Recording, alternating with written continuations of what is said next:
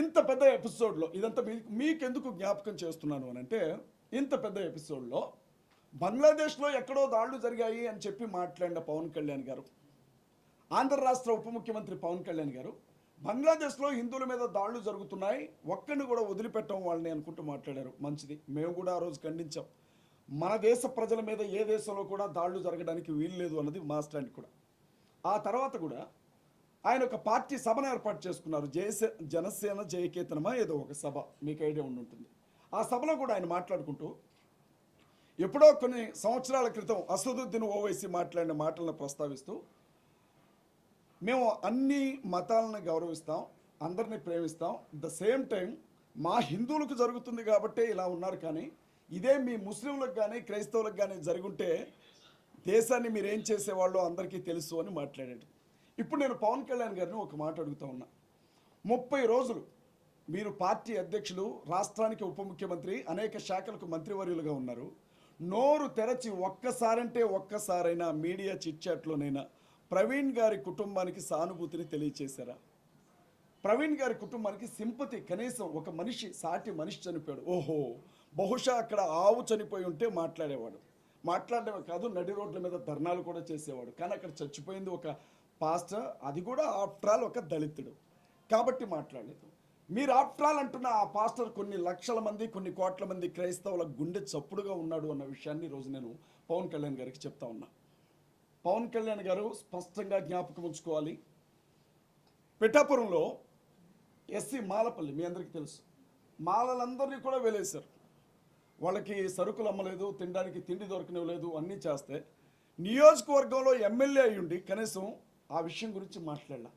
ఇవాళ ఆయన దేశం గురించి, ధర్మం గురించి మాట్లాడుతూ ఉన్నాడు. నేనేమంటున్నానంటే, మరి నీ కోసం క్రైస్తవులు ఎంతోమంది ఓట్లేశారు, జనసేన జెండాలు పట్టుకొని క్రైస్తవులు కుర్రాళ్ళు తిరిగారు, నీ అభిమానులు ఉన్నారు, వారికి నువ్వేం సమాధానం చెప్పబోతున్నావు, లేకపోతే మేము నీకు ఎలాంటి సమాధానం ఇస్తాను నువ్వు చూడాలనుకుంటున్నావు అని నేను అడుగుతూ ఉన్నా పవన్ కళ్యాణ్ గారు. ఇక రెండో విషయం, పవన్ కళ్యాణ్ గారు మాట్లాడలేదంటే వదిలేయండి. జగన్మోహన్ రెడ్డి గారండి, క్రైస్తవులందరూ బాగా ఇష్టపడతారండి జగన్మోహన్ రెడ్డి గారిని. జగన్మోహన్ రెడ్డి గారు వ్యక్తిగతంగా ఆయనకు వచ్చిన ఇమేజ్ కాదు అది. రాజశేఖర్ రెడ్డి గారి ఏకైక కొడుకు కావడం, రాజశేఖర్ రెడ్డి గారు దుర్మరణం చెందటం, ఆ విధంగా ఆయన ప్రజల్లో సానుభూతిని తీసుకున్నాడు, వారసత్వాన్ని, లెగసీని తీసుకున్నాడు. ఆయన అనేక సార్లు చెప్పాడు, మీరు వినే ఉంటారు, నేను ఒక క్రైస్తవుణ్ణి, నేను బైబిల్ని నమ్ముతాను, నేను 4 గోడల మధ్య ప్రార్థన చేసుకుంటాను, మా అమ్మ ఒక క్రైస్తవురాలు అని అనేక సందర్భాల్లో చెప్పారు. నేను ఆయన ఏమడుగుతున్నానంటే, మీరు ఒక మాజీ ముఖ్యమంత్రి, మీరు ఒక పార్టీ అధ్యక్షులు, 5 సంవత్సరాలు ముఖ్యమంత్రిగా పనిచేసినటువంటి వ్యక్తి మీరు ఏ క్రిస్టియన్ కమ్యూనిటీని, ఏ క్రిస్టియన్ రిలీజియన్ని ఓన్ చేసుకొని అనేక సందర్భాల్లో సుమారు అండి, మీరు నమ్మండి, 1,60,00,000 అనధికారిక ఓటింగ్ ఉంది ఆంధ్రాలో క్రిస్టియన్స్ది. 1,60,00,000 అనధికారిక ఓటింగ్. సర్టిఫికెట్స్లో చాలామంది హిందువులుగానే ఉన్నారు, కానీ వాస్తవంగా వాళ్ళు క్రిస్టియన్స్గా ఉంటారు. చాలామంది అనుకుంటారు మాలమాదిగలు మాత్రమే క్రిస్టియన్స్ అనుకుంటారు, అది తప్పండి. బీసీల్లో క్రిస్టియన్స్ ఉన్నారు, ఎస్టీలో క్రిస్టియన్స్ ఉన్నారు, కమ్మల్లో క్రిస్టియన్స్ ఉన్నారు, రెడ్లలో క్రిస్టియన్స్ ఉన్నారు, వెలమల్లో క్రిస్టియన్స్ ఉన్నారు, రిలీజియన్ పరంగా అనేక కులాల్లో క్రిస్టియన్స్ ఉన్నారు. వీళ్ళందరూ కూడా జగన్మోహన్ రెడ్డి గారిని మీ ఎవరేమనుకున్నా మావాడు అనుకొని పల్లకిలో తీసుకొని వెళ్ళి ముఖ్యమంత్రి పదవిలో కూర్చోబెడితే, మణిపూర్లో అంత పెద్ద విధ్వంసం జరిగినప్పుడు భారతీయ జనతా పార్టీకే మద్దతు పలికాడు తప్ప వ్యతిరేకంగా ఓటు వేయాల. అప్పుడే అందరి మనసు విరిగిపోయింది దాని మీద. కానీ తన సొంత రాష్ట్రంలో ఒక గొప్ప దైవజండు అనుమానాస్పద స్థితిలో చనిపోయి ఉంటే నోరు తెరచి ఇది హత్యనా, ఇది యాక్సిడెంట్నా, నా తోటి క్రైస్తవులు, నన్ను గెలిపించిన వారు, నాకు అండగా నిలబడిన వారంతా ఏడుస్తున్నారు, ఏడవడమే తప్ప ఏమీ చేయడం చేతగాని వాళ్ళు, నేను మాట్లాడాలని ఒక్క మాట అంటే ఒక్క మాట కూడా జగన్మోహన్ రెడ్డి మాట్లాడలేదండి. నేను అడిగాను జగన్మోహన్ రెడ్డి గారిని, కనీసం ఇది 2 రాష్ట్రాల సమస్య అయిపోయింది. ఆ మనిషి ఏమో తెలంగాణలో బ్రతికే మనిషి, చనిపోయిందేమో ఆంధ్రాలో చనిపోయాడు. తెలంగాణ ప్రాంతంలోనికి ఆయన శవాన్ని తీసుకొని వచ్చినప్పుడు నువ్వు పార్టీ అధ్యక్షుడిగా రాకపోయినావు, మాజీ ముఖ్యమంత్రిగా రాకపోయినావు, కనీసం ఒక క్రైస్తవుడిగా ఆ ఇంటికి సానుభూతి తెలపడానికైనా రాలేకపోయావు, నీ కాళ్ళేమైపోయాయని నేను అడుగుతా ఉన్నాయి వాళ్ళ జగన్మోహన్ రెడ్డి. నేను వాళ్ళు చెప్తా ఉన్నా, మాజీ ముఖ్యమంత్రి జగన్మోహన్ రెడ్డి గారు, వైఎస్ఆర్ కాంగ్రెస్ పార్టీ అధ్యక్షుడు జగన్మోహన్ రెడ్డి గారు, క్రైస్తవుల దెబ్బ ఎలా ఉంటుందో చూపిస్తాను, కాసుకోండి, సవాల్ చేసి చెప్తా ఉన్నా జగన్మోహన్ రెడ్డికి. ఇన్ని రోజులు భుజాల మీద నేను మోసినాం కదా, ఈ భుజాల మీద నుంచి నిన్ను నేల మీద ఎట్లా పడగొడతామో కూడా జగన్మోహన్ రెడ్డి చూసుకోవాలా. జగన్మోహన్ రెడ్డికి ఒక్క ఓటు కూడా పడనివ్వండి మేము చెప్తా ఉన్నాం. ఆంధ్ర రాష్ట్రంలో చాలామంది అనుకుంటున్నారు జగన్ డబ్బులు ఇచ్చి మీటింగులు పెట్టిస్తున్నాడు అని అనుకుంటున్నాడు. జగన్మోహన్ రెడ్డి గారికి 2 లక్షల కోట్లు 3 లక్షల కోట్లు ఆస్తున్న మా ఆత్మగౌరవం ఉందది మాకు వెంట్రుకతో సమానం. చేతులు చాపి వాళ్ళ దగ్గర వీళ్ళ దగ్గర డబ్బు తీసుకొని ఒక మనిషి చావుని ఉపయోగించుకోవాలనుకునే దుస్థితికి మేము ఇంకా దిగజారలేదు. జగన్మోహన్ రెడ్డి చంద్రబాబు నాయుడు గారినైనా మర్చిపోతామేమో, పవన్ కళ్యాణ్ అయినా మర్చిపోతామేమో, పురంధేశ్వరి గారినైనా మర్చిపోతామేమో, జగన్మోహన్ రెడ్డి గారిని మాత్రం మేము మర్చిపోండి. ఆయనకి ఖచ్చితంగా రివర్స్ గిఫ్ట్ ఇస్తాం, రిటర్న్ గిఫ్ట్ ఇస్తాం. మేము ఈ విషయం చాలా స్పష్టంగా చెప్పాలనుకునే ఈరోజు మేము ప్రెస్ మీట్ ఏర్పాటు చేస్తాం. ఇంకొక విషయం చెప్తా ఉన్నాను నేను, మన తెలంగాణలో ఇక చంద్రబాబు గారి గురించి చెప్పేదే ఉందండి, మీ అందరికీ తెలుసు. ఆయన క్రైస్తవులకు ప్రత్యేకంగా ప్రేమించేవాడు కాదు, క్రైస్తవుల్ని పెద్దగా ద్వేషించేవాడు కాదు అని అంటూ ఉంటారు. కానీ వాస్తవం ఏంటంటే దళితులుగా పుట్టాలని ఎవరు కోరుకుంటారు అని చెప్పిన ఏమంటారు వాటిని వజ్రాల, ఆ వజ్రాల లాంటి పదాలు ఆయన చెప్పినవే.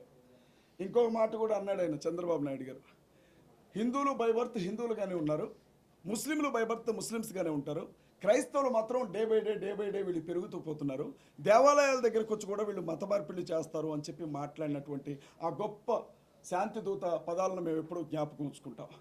చంద్రబాబు నాయుడు గారు నిన్నగాక మొన్న వీరయ్య చౌదరి గారు ఎవరో చంపేశారు.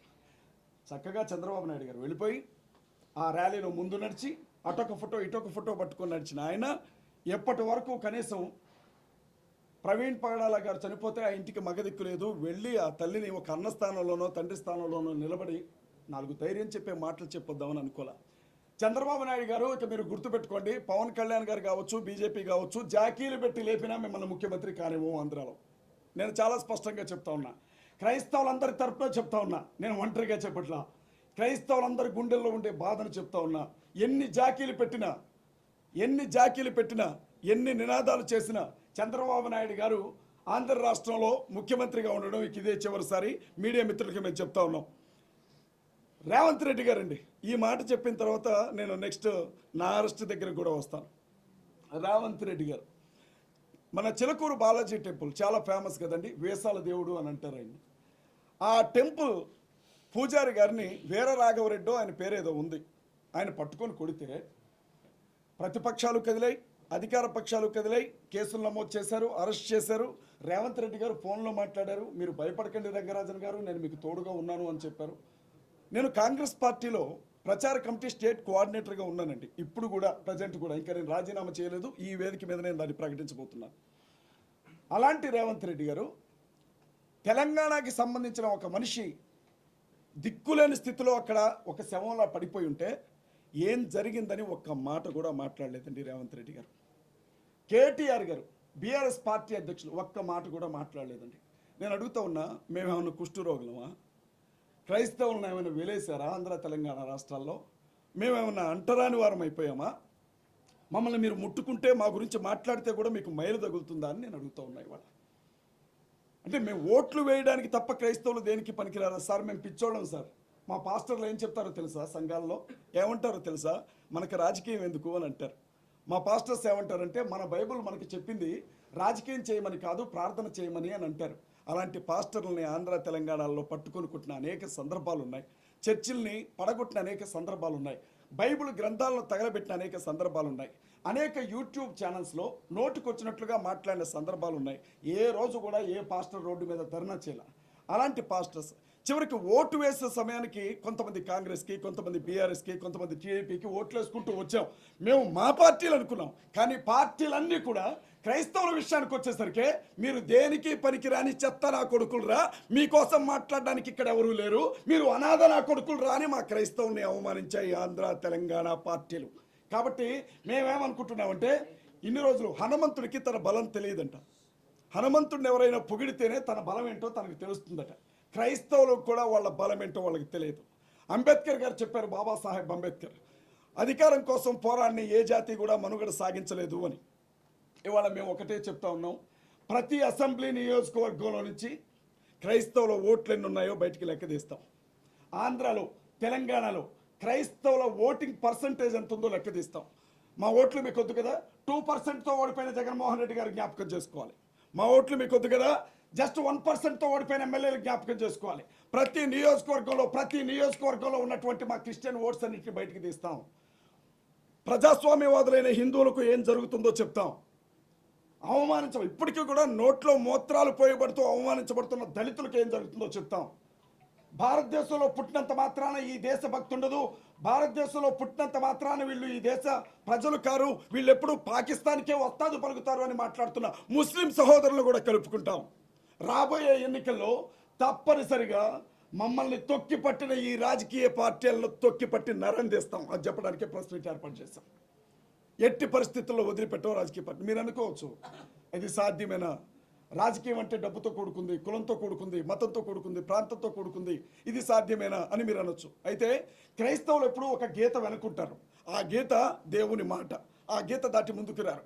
ప్రవీణ్ పగడాల గారి మరణం తర్వాత రాజకీయ పార్టీలు వేసిన ఎత్తులన్నీ చూసిన తర్వాత ఆ గీత తెగింది క్రైస్తవ సమాజానికి.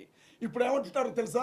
పాస్టర్స్ అంటున్నారు మేము పోటీ చేస్తాం రాబోయే సర్పంచ్ ఎన్నికల్లో, పాస్టర్స్ చెప్తున్నారు మేము పోటీ చేస్తాం రాబోయే ఎమ్మెల్యే ఎన్నికల్లో.